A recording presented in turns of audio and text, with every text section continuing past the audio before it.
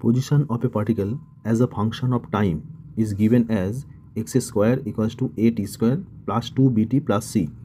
অর্থাৎ একটা পার্টিকেলের পজিশনটা বা ডিসপ্লেসমেন্টটা দেওয়া আছে অ্যাজ এ ফাংশন অফ টি, যেখানে এ, বি এবং সি এরা কনস্ট্যান্ট। তো পার্টিকেলটার অ্যাক্সিলারেশন বা ত্বরণটা বার করতে হবে, যেখানে ত্বরণটা হবে proportional to x to the power minus N, এবং এই এন এর ভ্যালুটা আমাদের নির্ণয় করতে হবে। তো ইকুয়েশনটা প্রথমে আমরা লিখলাম যে x square equals to a t square plus 2bt plus c. তো এখানে আমরা দুটো রিলেশন ব্যবহার করব। রিলেশনগুলো কি না, ডিসপ্লেসমেন্ট দেওয়া থাকলে ভেলোসিটি ভি এটা হবে dx dt, এবং অ্যাক্সিলারেশনটা হবে অ্যাক্সিলারেশন বা ত্বরণ। এই অ্যাক্সিলারেশনটাকে আমরা লিখতে পারি f equals to dv dt। প্রথমে আমরা যে ইকুয়েশনটা দেওয়া আছে সেটা টাইম ডেরিভেটিভ করব, টাইমের সাপেক্ষে ডেরিভেটিভ নির্ণয় করব। তাহলে এদিকটা হবে 2x dx dt সমান এটি স্কোয়ার থেকে আসবে 2at, 2bt থেকে আসবে 2b, আর c কনস্ট্যান্ট একেবারে 0। তো এখানে দেখতে পাচ্ছি LHS এখানেও একটা 2 রয়েছে, RHSেও একটা 2 ফ্যাক্টর রয়েছে, সুতরাং দুইটা ক্যান্সেল আউট হয়ে যাবে। ক্যান্সেল আউট হয়ে যেটা আসবে অর এক্স এবং ডিএক্স ডিটির জায়গায় আমরা বসাবো ভি সমান হবে এটি প্লাস বি। তো আমরা প্রথমে দুটো রিলেশন একটুখানি বার করে রাখি, যেটা আমরা পরে কাজে লাগাবো। এখান থেকে এই 1 নম্বর ইকুয়েশন, এখান থেকে আমরা বার করলাম এ টি স্কোয়ার প্লাস 2bt, এইটা সমান এক্স স্কোয়ার মাইনাস সি। এইটা আমাদের পরে কাজে লাগবে। এবং এই ইকুয়েশনটা থেকে, যে ইকুয়েশনটা শেষে এলো, এই ইকুয়েশনটা থেকে বার করে রাখলাম ভি ইকুয়ালস টু এটি প্লাস বি বাই এক্স।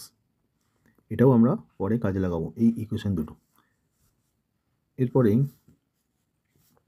এই ইকুয়েশনটা থেকে আবার টাইম ডেরিভেটিভ করব, অতএব আসবে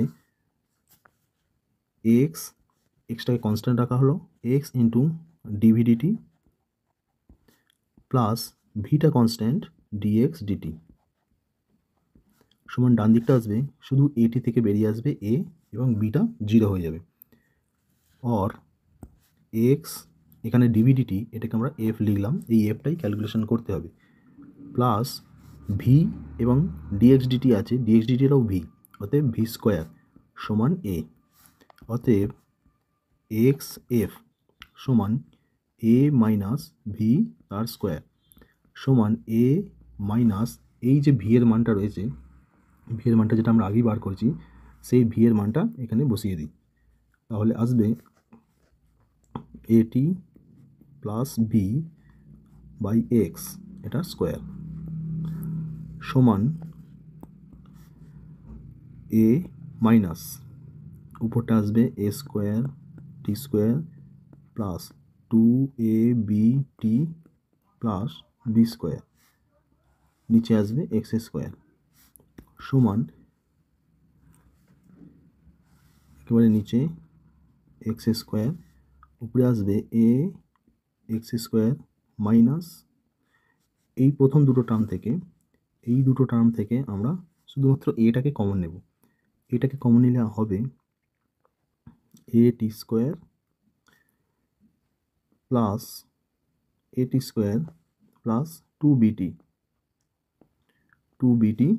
আর যেমন শেষেরটা রয়েছে সেটা একই রকম থাকলো, তাহলে minus B square.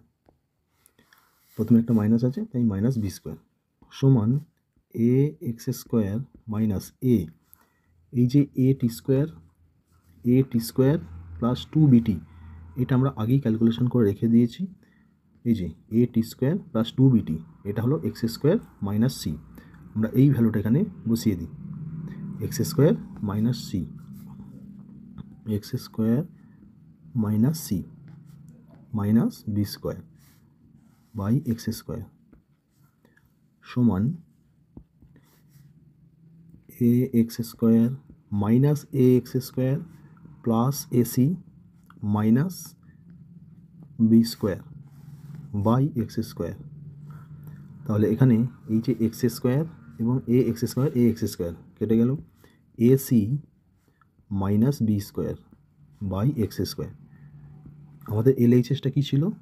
Left hand side ছিল এক্স ইন্টু এফ এইটা, আর এইচএসে এসে দাঁড়ালো ac minus B square by x square.